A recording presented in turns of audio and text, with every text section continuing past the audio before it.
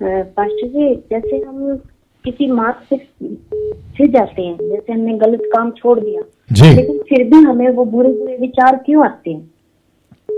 ठीक है, आपका यही प्रश्न है। हाँ जी। ओके ओके, शुक्रिया शुक्रिया शुक्रिया। जितनी बार भी हम कैंसिल करते हैं प्रभु के उससे वो विचार, वो फिर भी हमारे पास बार बार आते हैं वो विचार। जी जी जी, आप लाइन पे बने रहें, मैं आपको सवाल का जवाब दे रहा हूं, ठीक है? आपको सिर्फ ठीक है, सुनना पास्टर। है, बीच में कुछ नहीं बोलना है, ठीक है सिस्टर? या ओके। हेलो। जी, आप अभी शांत होके सुनिएगा बस। ठीक है। या आपका जो फोन है ना उसकी तरफ होना चाहिए, उधर नहीं, स्पीकर का है उसका नीचे है। ओके, नाउ इस बहन ने, सिस्टर ने जो अभी प्रश्न पूछा कि हम मसीह तो बन गए हैं, हमारा उद्धार हो गया है, लेकिन बुरे विचार जाते क्यों नहीं? तो आपको बताता चलूं कि इसके ऊपर आपको प्रतिदिन, जिस दिन से आपका उद्धार होता है मरने तक, प्रतिदिन से मेरा मतलब है प्रति क्षण आपको मेहनत करते रहना है, आपको इसके ऊपर काम करते रहना है, आपको इसके ऊपर वर्कआउट करते रहना है, क्योंकि ऐसी कोई, क्या कहते हैं, चाबी या ऐसा कोई खुराक आपको दे दूं, खा लो पी लो और आपको बुरे विचार नहीं आएंगे, ये बिल्कुल नहीं होगा। अगर मेरी बहन आप सुन रही हैं तो आप ध्यान से सुने, और जो दर्शक 700 के ऊपर अभी लाइव हैं, आप लोग देख रहे हैं दोनों फेसबुक और यूट्यूब को मिलाकर, तो आप भी सुने, क्योंकि कई लोग मुझे भी कॉल करके या मैसेज करके पूछते हैं कि मसीह तो बन गए हैं लेकिन बुरे विचार क्यों आ रहे हैं। तो मैं वापस कहता हूं, इसके ऊपर ताउम्र समझते हैं जब तक आप जिंदा है, आपको मेहनत करते रहना है कि बुरे विचार ना आए ना। ध्यान से सुनिए, पौलुस 2 कुरिन्थियों 10वां अध्याय वचन 5, 2 Corinthians chapter 10 verse 5 में कहता है कि मैं विरोध में उठने वाले हर विचार या एक एक सोच जो मसीह के पहचान के विरोध में आती है, मैं उसको खंडन करता हूं। तो इसका मतलब क्या है? आप अगर सड़क पे चल रहे हो, बुरे विचार पक्के आएंगे।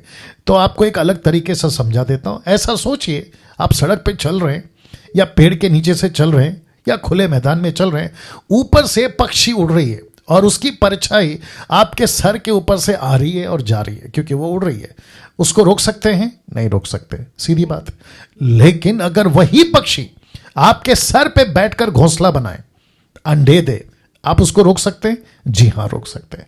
तो विचारों को नहीं रोक सकते, लेकिन विचारों को घर बनाने से रोक सकते हैं।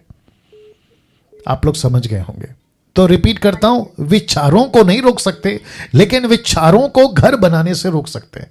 आप सोचते हैं लालच को लेकर, पाप को लेकर, व्यभिचार को लेकर, नशा को लेकर, कई चीजों को लेकर आपके दिमाग में आते हैं, क्योंकि आप अभी भी फ्लैश में, अभी भी हम शरीर में, जिसके चलते रोमी किताब उसका 8वां अध्याय वचन 5, 6, 7, 8 ऐसे आगे पढ़ोगे तो लिखा है कि जो शरीर के अनुसार जीवन बिताएगा वो शरीर के अनुसार मरेगा, लेकिन जो शरीर की क्रियाओं को मारेगा और आत्मा के अनुसार जिएगा तो वह आत्मा के अनुसार जीवित रहेगा। तो इसका मतलब है कि हम सभी को अपनी सोच पे काम करना है, अपने थॉट्स पे काम करना है, कैसे हम सोचते हैं। और दूसरी चीज़ मैं समझता हूं कि अगर हम प्रभु के काम में व्यस्त रहेंगे, हम बाइबल पढ़ रहे हैं, प्रार्थना में बैठे हैं, मसीह का काम कर रहे हैं, डिसाइपलिंग कर रहे हैं, चर्च प्लांटिंग कर रहे हैं, हम दूसरों को काउंसलिंग कर रहे हैं, हम परमेश्वर के राज्य की चिंता में बैठे हैं, तो बुरे विचार क्यों आएंगे? आप जिस मिशन में हैं, अगर आप उसमें जुड़े हो, आपका 24/7 उसी में, तो फिर आएंगे नहीं। अगर वो बहन अभी लाइव सुन रही है, ऑनलाइन में अभी भी है, तो मैं उनको कहना चाहूँगा कि अगर आप कोई सीरियल देखती हैं 24/7, आप पिक्चरें देखती हैं, आपका टाइम जो है वो, आपको नहीं कह रहा हूँ, जनरल बात कह रहा हूँ, बट आपको ध्यान में रख के कह रहा हूँ, तो फिर तो ज़्यादा चांसेस है बुरे विचार आने के। तो कहते हैं ना कि जिस गाँव को जाना नहीं उसका एड्रेस क्यों पूछना। हमको जिस शहर को नहीं जाना है, हम उसकी राह क्यों पकड़ें? तो हम प्रभु के काम करें, प्रभु के इसमें ध्यान लगाएं और संसार की बातों से जितना बचें। रोमियो 12:1 यही तो कहता है कि हम संसार के सदस्य नहीं बन सकते। Don't be a customer of the world. तो हम जब नए बन गए हैं तो बातें भी नहीं होनी चाहिए, और आपका स्वभाव, हम सबका स्वभाव मसीह के वचन के ढांचे में ढलते जाना चाहिए। उम्मीद करता हूं कि बहन को जवाब मिल गया। Next call.